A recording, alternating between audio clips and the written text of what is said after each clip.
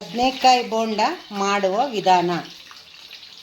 ಇದಕ್ಕೆ ಬೇಕಾಗುವ ಸಾಮಾನು: ಜೀರಿಗೆ, ಉಪ್ಪು, ಮೆಣಸಿನಕಾಯಿ, ಬೆಳ್ಳುಳ್ಳಿ, ಕೊತ್ತಂಬರಿ ಸೊಪ್ಪು, ಕರಿಬೇವಿನ ಸೊಪ್ಪು, ಸೋಡಾ, ತಿನ್ನ ಸೋಡಾ ಬೇಕು, ಆಮೇಲೆ ಅಜ್ವಾನ. ಏನು ಬದನೆಕಾಯಲ್ಲಿ ಮಾಡೋದಿದು. ಹಿಟ್ಟು ಇದಕ್ಕೆ ಹೇಗೆ ಮಾಡೋದು ಅಂತ ಹೇಳಿ ತೋರಿಸ್ಕೊಡ್ತಾ ಇದ್ದೀನಿ. ಈಗ ನೋಡಿ, ಇದನ್ನು ಯಾವ ಥರ ಹೆಚ್ಕೋಬೇಕು ಅಂತೇಳಿ ತೋರಿಸ್ತಾ ಇದ್ದೀನಿ ನೋಡ್ರಿ.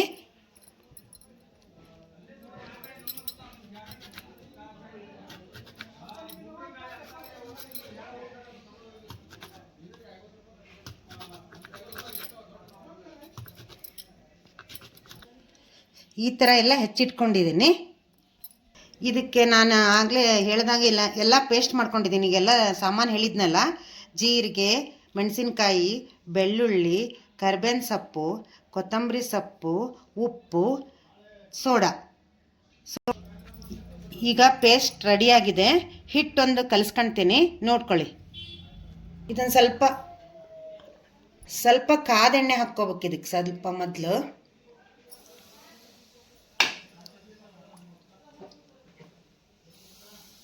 ಹಾಕ್ಕೋಬೇಕು. ಅಜ್ವಾನ, ಇಡೀ ಜೀರಿಗೆ, ತಿನ್ನ ಸೋಡಾ ಸ್ವಲ್ಪ ಹಾಕ್ಕೋಬೇಕು, ಇಲ್ಲಾಂದರೆ ಭಾಳ ಇದಾಗ್ಬಿಡ್ತವೆ, ಎಣ್ಣೆ ಹಿಡಿಯುತ್ತವೆ. ಸ್ವಲ್ಪ ಹಾಕಿದ್ದೀನಿ ನಾನು. ಕಲಿಸ್ಕೋಬೇಕು ಮೊದಲು, ಸರಿಯಾಗಿ ಕಲಿಸ್ಕೊಳ್ತೀನಿ. ಇದನ್ನು ಮೊದಲು ಹಾಕಿ ಕಲಿಸ್ಬೇಕು. ಇದನ್ನು ಈ ಥರ ಹಿಟ್ಟು ಕಲಿಸ್ಕೋಬೇಕು. ಇದನ್ನು ನಂತರ ಬದನೆಕಾಯಿ ಪೇಸ್ಟ್ ತುಂಬ್ತೀನಿ, ನೋಡ್ಕೊಳ್ಳಿ. ಈ ಥರ ಒಳಗಡೆ ಈ ಥರ ಸ್ವಲ್ಪ ಪೇಸ್ಟ್ ತುಂಬಬೇಕು. ಬದನೆಕಾಯಿ ಒಳಗೆ ಈ ಥರ ಪೇಸ್ಟು ತುಂಬಿಡ್ಕೋಬೇಕು.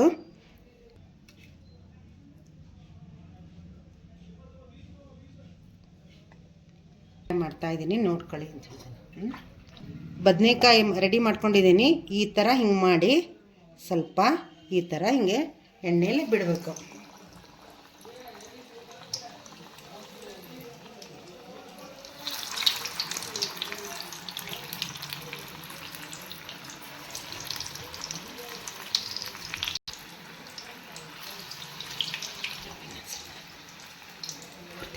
ಈ ಥರ ಚೆನ್ನಾಗಿ ಇದು ಮಾಡ್ಕೋಬೇಕು, ಕೈಯಾಡಿಸಿ ಒಂದ್ಸರಿ ಬಿಡಬೇಕು.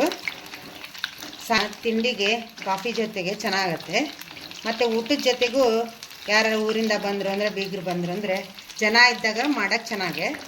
ಎಲ್ಲರೂ ಆಫೀಸಿಂದ ಬರ್ತಾರಲ್ಲ, ಆಮೇಲೆ ಕೆಲಸ ಮಾಡಿ ಬರ್ತಾರೆ ಹಳ್ಳಿಯಿಂದ ರೈತರು. ಸಾಯಂಕಾಲ ಅವ್ರಿಗೆ ಬಿಸಿ ಬಿಸಿದು ಮಾಡಿಕೊಟ್ರೆ ಪ್ರೀತಿಯಿಂದ ತಿಂದು ಖುಷಿ ಪಡ್ತಾರೆ. ಮನೇಲಿ ಮಾಡಿದ್ದ ಬೋಂಡ ಅಲ್ಲ, ಹೋಟೆಲಿಂದ ಮಾಡಿದ್ದಲ್ಲ, ಹಾಗಾಗಿ ಇಷ್ಟಪಡ್ತಾರೆ. ಇದ್ರ ಜೊತೆಗೆ ಟೀ ಕೊಟ್ಟು ಊಟದ ಜೊತೆಗೂ ಮಾಡ್ಬೋದು. ಇದನ್ನು ಟೀಗಷ್ಟೇ ಅಂತಲ್ಲ, ಪಲಾವ್ ಜೊತೆ, ಊಟದ ಜೊತೆ, ಅನ್ನ ಸಾಂಬಾರು ಜೊತೆ ಎಲ್ಲನೂ ಮಾಡ್ಬೋದು. ಇದು ಗರಿ ಗರಿಯಾಗಿ ತೀರಾ ಮೆತ್ತಗಾಗಬಾರ್ದು, ಸ್ವಲ್ಪ ಗರಿ ಗರಿ ಇರ್ಬೇಕು ತಿನ್ನೋಕ್ಕೆ. ತುಂಬ ಟೇಸ್ಟ್ ಅನ್ಸುತ್ತೆ. ಇದು ಬ್ರೌನ್ ಕಲರ್ ಬರೋ ತನಕ ಕರಿಬೇಕು. ಇದನ್ನು ಒಳಗೆ ಬೇಯಬೇಕಲ್ಲ. ಇದು ಬದನೆಕಾಯಿ ಅಂದರೆ ಬದನೆಕಾಯಿಯೂ ಅಂತಾರೆ, ಇದಕ್ಕೆ ಮುಳುಗಾಯಿನೂ ಅಂತಾರೆ, ಎರಡೂ ಅಂತಾರೆ. ಇದು ತಿನ್ನೋಕ್ಕೆ ಭಾಳ ಟೇಸ್ಟ್. ಇದು ತಿಂದರೆ ಹಗಲೆಲ್ಲ ಮಾಡ್ಕೋಬೇಕಪ್ಪ ಅನ್ಸುತ್ತಿದ್ದು ನೋಡಿ ಇವಾಗ.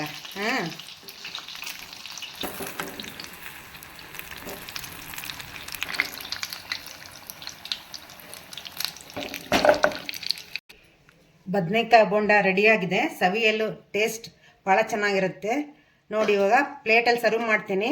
ನಾನು ಒಂದು ಟೇಸ್ಟ್ ನೋಡ್ತೀನಿ, ನೀವು ನೋಡಿ ಮನೇಲಿ ಮಾಡಿ ಹೇಳಿ ನನಗೆ. ದೂರ ಬಂದು